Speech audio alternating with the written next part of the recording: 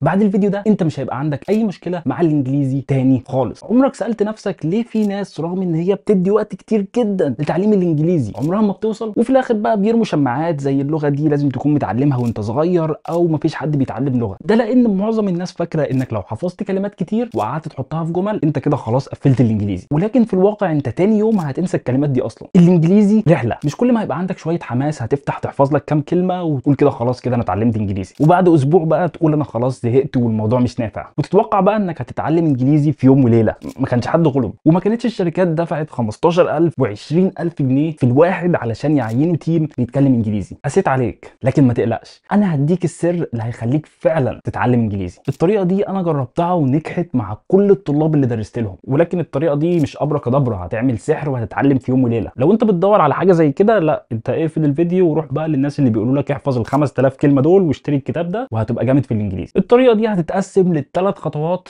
مالهمش رابع. خلينا نبدا باول واحده. اول واحده هي زي الخرسانه بتاعه المبنى، زي البوصله بتاعه السفينه، هي الاساس اللي بيوجهك طول ما انت ماشي. انا عارف انت كنت بتعمل ايه قبل ما تعرفها، كنت بتفتح اليوتيوب وتكتب دروس انجليزي وزي ما تيجي تيجي. صح؟ غلط، لازم يبقى عندك خطه واضحه من اول درس هتدرسه لحد اخر درس. ودلوقتي مع الاي اي انت هتقعد زي الباشا هتقول له انا مستوايا كذا وعندي مشاكل في 1 2 3 وعايز اوصل لكذا، وهتقول له يديك خطه اسبوعيه للدراسه. هيديك حاجتين، جدول مذاكره وخطه فيها كل الدروس. ما تعرفش مستواك ايه ولا عندك مشاكل في ايه؟ رب ارحمني.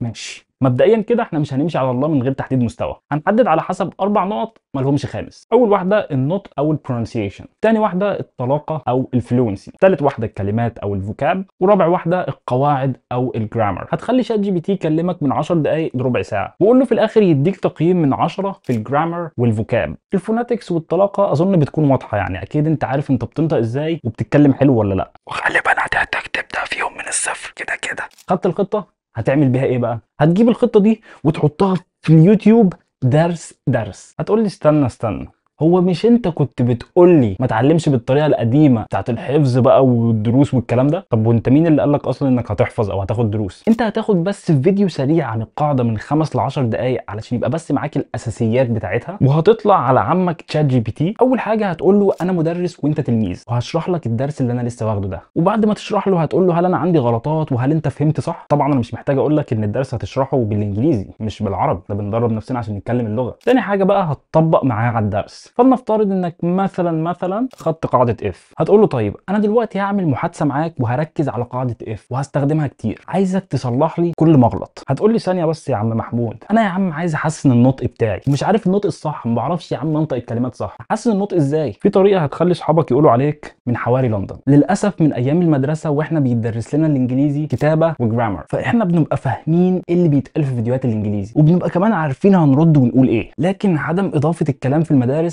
خلى عندنا مشكلتين. انت قاعد في امتحان وقدامك دايلوج وبتحل والوقت ساعه، فهتقعد بقى تفكر وتاخد وقتك في الحل. لكن تخيل انت بقى قاعد في الحقيقه بتتكلم مع حد وحد سالك سؤال بالانجليزي، مش هينفع بقى تقعد تفكر هتستخدم انهي قاعده اف وهتبدا بالناون ولا الفيرب والكلام ده، لازم ترد على طول. فده بقى هيترجم انك هتقف تتمسمر مكانك ومش هتعرف ترد، يا اما هتقعد تتهته والكلام ده. تاني مشكله انك بتتكلم بحروف عربي، يعني انت ما بتقولش اور، انت بتقول ر، فممكن في بعض الكلمات وبالذات لو انت بتتكلم جمل طويله ممكن الانجليزي بتاعك ما يتفهمش قوي. فلو انت من دول ما تقلقش، هعمل لك تدريبين هيخلوك لبلب. اول واحد هنبتدي ندرب عقلك ان هو يفكر بسرعه بالانجليزي، فهتاخد نفس الامتحان اللي انت كنت بتحله زمان ولكن بوقت، لازم كل سؤال تجاوب عليه في 15 ثانيه، وهتفضل تقلل في الوقت ده لحد ما يوصل ل5 ثواني. بعد كده هنخش على المرحله الثانيه تقدر تكلم بقى جيميناي وتشات جي بي تي. تاني حاجه بقى هنحل حوار انك مش عارف تنطق صح ده. اول حاجه هتاخد دروس فوناتكس اللي هي علم الصوتيات بالانجليزي، وبعدين هتاخد الحرف اللي درسته ده وتطبق عليه بالشادوينج. هتقول لي يطلع ايه الشادوينج ده؟ هتقعد قدام فيلم وهتمشي جمله جمله، هو هيقول الجمله وانت هتقلده وتفضل تعيد فيها تاني وتاني وتاني لحد ما تتقنها. وطبعا هتكون مركز على الحروف اللي انت درستها في الفوناتكس، يعني مثلا انت درست الحرف ده